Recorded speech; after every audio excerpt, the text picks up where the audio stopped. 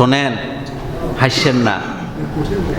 একটা মানুষের সাথে আরেকটা মানুষ সারা জীবন কাটাইব, সারাটা জীবন কাটাবে, তার সাথে প্রেম বিনিময় হবে, কথা আদান প্রদান হবে, তার সাথে ঘন্টার পর ঘন্টা কাটাইতে হবে।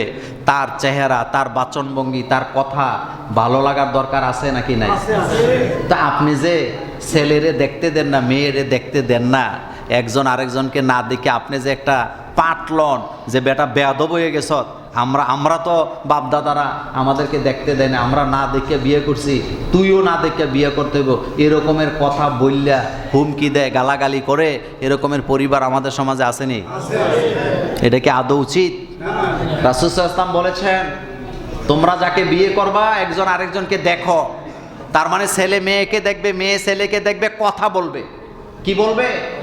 কথা বলার পরে যদি তার মনে হয় যে তার সাথে আমার যায়, তার কথা আমার ভালো লাগে, তার বাচনভঙ্গি আমার ভালো লাগে, তার চেহারা আমার ভালো লাগে, তাইলে বিয়ে হবে।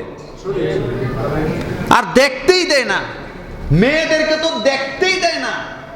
আমাদের দেশে ইসলামিক কালচারটাকে আমরা এখনো এস্টাবলিশ করতে পারলাম না। ইসলামের হুকুম হলো ছেলে মেয়েকে দেখবে, মেয়ে ছেলেকে দেখবে, কথাবার্তা বলবে, প্রয়োজনে একজন আরেকজনের পছন্দ অপছন্দের বিষয়গুলি জিজ্ঞেস করবে, এরপরে বিয়ের সিদ্ধান্ত নিবে। কিন্তু বিয়ে আমার পোলা বউ দেখতেছে, আমি তো আমার যেটা পছন্দ হয়, আমার ছেলের তো এটা অপছন্দ হইতে পারে, আমার যেটা অপছন্দ হয় আমার ছেলের সেটা কি হইতে পারে।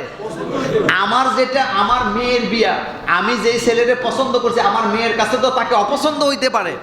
তা আপনি বলেন তো, আপনার মেয়েকে, আপনার নাতিনকে আপনি বিয়ে দিবেন এমন একটা ছেলের কাছে, ছেলের সাথে বিয়ে দিলেন যেই ছেলের মুখ দেখলে মায়ের মেজাজ খারাপ হয়, তা আপনি কি বিয়ে দিলেন না তার জেলখানায় ঢুকাইলেন?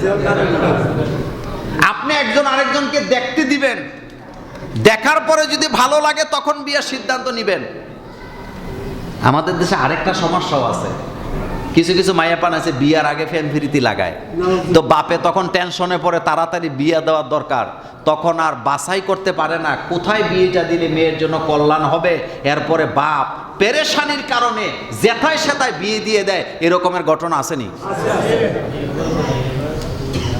ইসলাম না মানলে ঠকতে হয়। বলেন, ইসলাম না মানলে ঠকতে হয়। এক কথা, সোজা কথা বলে দেই, এই কাজটা করা উচিত না। যার যার সাথে মিলে, যার যার সাথে পছন্দ হয়, যার কাছে যারে ভালো লাগে, তার সাথেই তার বিয়ে হওয়া কি উচিত, তার সাথেই তার বিয়ে হবে।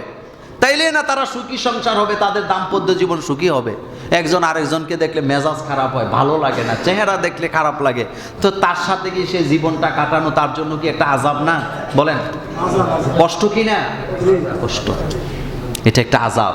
এই জন্য অপছন্দনীয় লোকের সাথে বিয়েটা দিবেন না, আপনার আল্লাহর হস্তে দিবেন না।